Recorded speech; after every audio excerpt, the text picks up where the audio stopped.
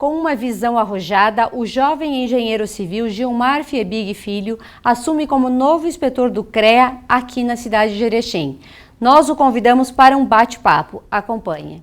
Eleita a nova gestão do CREA do Rio Grande do Sul aqui em Erechim, e nós convidamos hoje o inspetor-chefe Gilmar Fiebig Filho para falar um pouquinho sobre este período de transição de função e as atividades realizadas pelo CREA aqui na nossa cidade. Bem-vindo, Gilmar.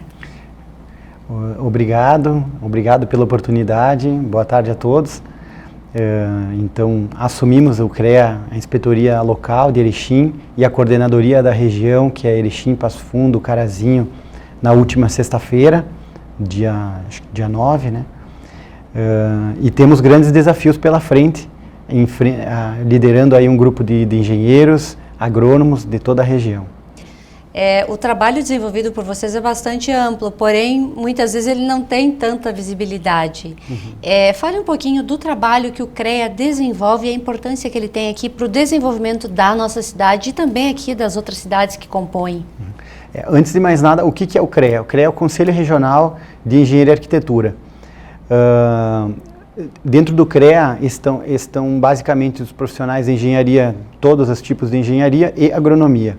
Antigamente os arquitetos também pertenciam ao CREA, eles há um tempo atrás acabaram se desfiliando e abriram uma entidade própria. Qual o objetivo do CREA em si? É você fazer uma ligação do profissional liberal, local, com a entidade estadual e federal. Em busca do quê? Em busca da valorização profissional, do respeito às atribuições, à técnica, ao respeito à legislação vigente, tanto de governantes quanto a valores a serem cobrados, etc. O que mais? O CREA também ele age na fiscalização do exercício profissional de cada um com relação a excessos, eventuais falhas que possam vir a ocorrer, então ele também age na fiscalização. O CREA participa de diversas entidades locais, conselhos municipais, órgãos em geral. Ele responde perante o judiciário por qualquer ato ou infração que venha a ocorrer de algum profissional na região. E ele tem um papel muito importante com universidades, faculdades, nessa transição do estudante com o profissional, então com a responsabilidade de ser um profissional, né?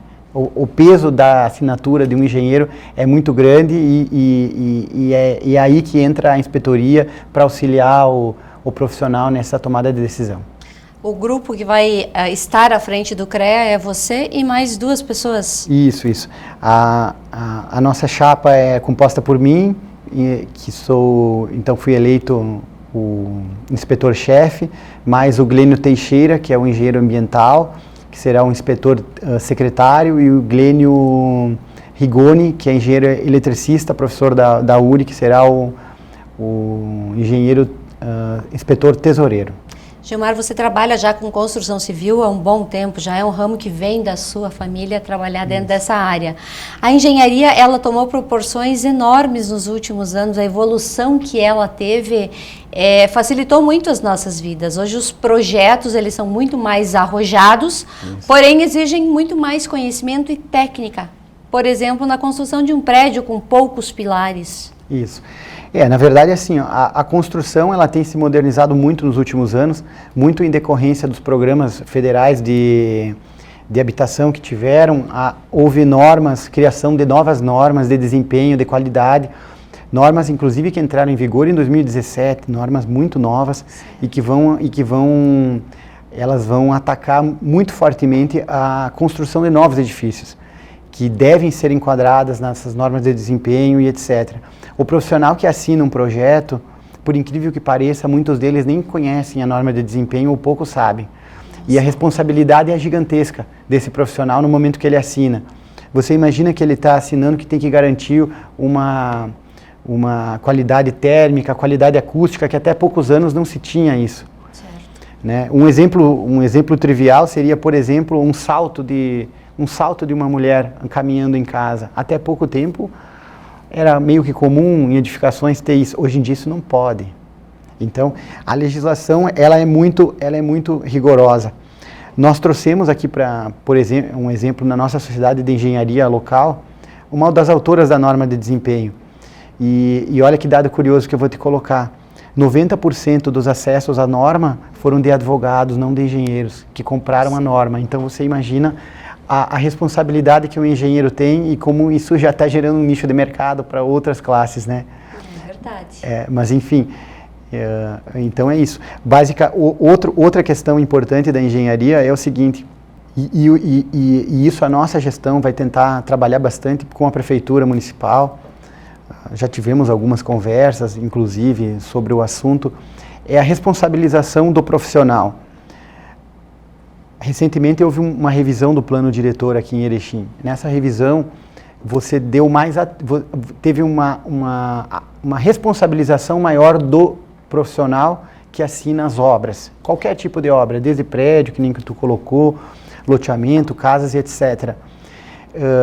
Em prol do quê? Em prol de você ter mais celeridade na análise de projetos. Então, a partir do momento que um profissional assina, você não vai ter muitas conferências nesse projeto. Ele já é um profissional, ele já está assinando. O CREA, ele busca de fato essa valorização profissional, porque a nossa legislação antiga aqui, ela vinculava a muitas conferências e burocracias. Porém, essa é uma faca de dois gumes, porque a partir do momento que você também não tem conferência, a tua responsabilidade aumenta. E aí que a atuação do CREA vai ter que ser trabalhada e ajustada junto com a prefeitura para evitar, de repente, algum excesso, né, algum... O profissional que, de repente, assine uma obra... que dê problema, o CREA vai fiscalizar essa obra, o profissional é multado, ele tem alguma penalidade? Claro, na verdade assim, o CREA ele pode fiscalizar uma obra a qualquer momento, mas de praxe não é dessa forma que é feito, né? O CREA basicamente fiscaliza se há responsáveis técnicos na obra.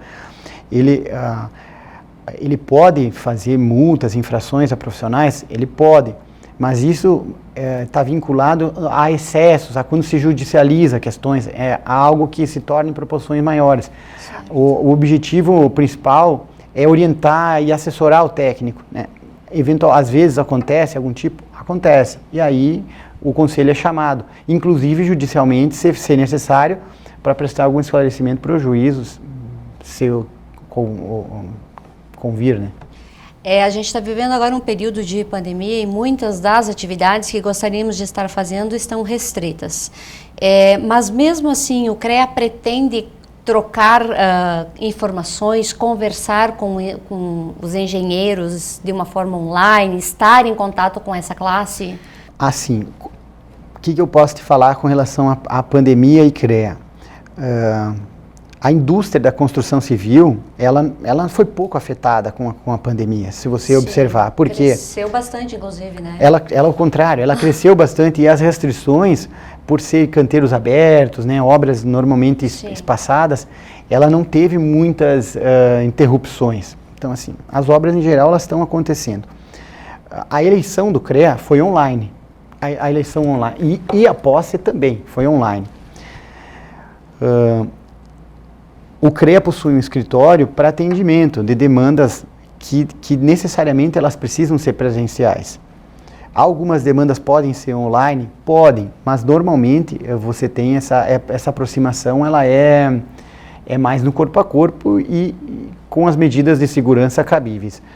Então, assim, o que eu posso te falar com relação CREA Covid?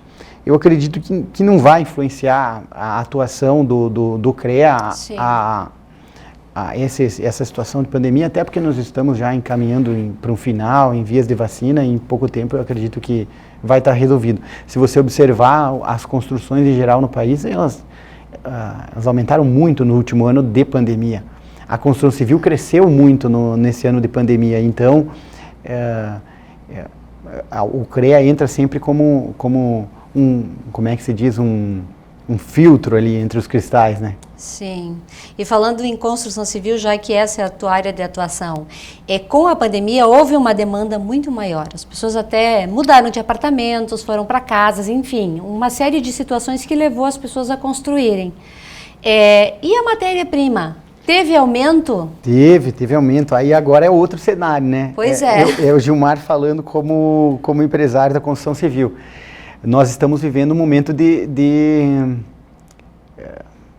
um momento diferente, né? Totalmente. A palavra é diferente. Houve um aumento real considerável de todos os materiais de construção. A expectativa é que haja um aumento muito expressivo do valor dos imóveis nos locais, né, em todas as cidades, e em breve, porque a partir do momento que você começa a ter um custo muito maior para produzir, esse preço vai acabar sendo repassado e é normal que haja um aumento. Eu não posso precisar quanto, mas eu acredito que vai ser bem substancial o aumento que vai ocorrer no preço dos imóveis. Hoje está tendo uma falta de matéria, algumas matérias-primas não tem no mercado para comprar, então assim está muito difícil de você comprar, por exemplo, aço. Material hidráulico em grande quantidade. Teve alguns períodos de dezembro que as empresas não estavam aceitando pedido. Empresas multinacionais, então é algo assim curioso, sabe? Nunca ocorreu. Eu acho que é um período de ajuste global, de produções, de escalas, muito em função da pandemia, e que nós temos que ir nos adequando a esse momento e nos adaptando o mais rápido possível, porque a construção no Brasil hoje, com os juros baixos do jeito que estão, elas tendem a ser a bola da vez até 2023, né? Eu imagino. Você ter o dinheiro parado no banco hoje é uma rentabilidade quase nula, então o governo está estimulando que o dinheiro seja investido, colocado no mercado, e a construção civil ela tende a ser o carro-chefe que vai acabar puxando esse investimento, né? A gente vive hoje numa cidade de concreto. Não só aqui, em vários lugares do mundo é assim, é concreto. Mas com a pandemia, a busca por casas, por espaços verdes aumentaram. A gente pode contar com prédios mais sustentáveis nessa questão ambiental? A sustentabilidade, ela depende muito do profissional que vai encaminhar o projeto. Certo. É algo pessoal que a empresa irá colocar. Eu acredito que é um ótimo caminho. É uma tendência. É uma tendência. Porém, às vezes, em alguns tipos de construção, ele se inviabiliza pela questão econômica. Durante essa revisão do plano diretor que houve em Erechim recentemente, muito foi tocado nesse assunto, porque é algo que precisa ser levado em conta. Às vezes é um pouco intangível e de difícil aplicação. Eu, falando como empresário, nossa empresa, nós sempre colocamos diversos aspectos ambientais nas nossas edificações, desde aproveitamento de água da chuva, painel solar, áreas verdes. Então, mas não existe uma legislação que te obrigue a fazer isso. Tá. Então, talvez por esse motivo fica muito da consciência de cada um e do argumento de venda. Ok. Muito bem, então hoje nós conversamos com o Gilmar Fiebig Filho, que assume o CREA como inspetor e chefe também, juntamente com o Glênio Rigoni e o Glênio Teixeira. Nós desejamos sucesso para vocês e que a construção civil continue dando bons frutos e que as pessoas tenham essa possibilidade de ter a sua casa própria, seu apartamento próprio, num lugar agradável e de preferência aqui na nossa cidade. Obrigada, Gilmar. Obrigado a todos. Obrigada.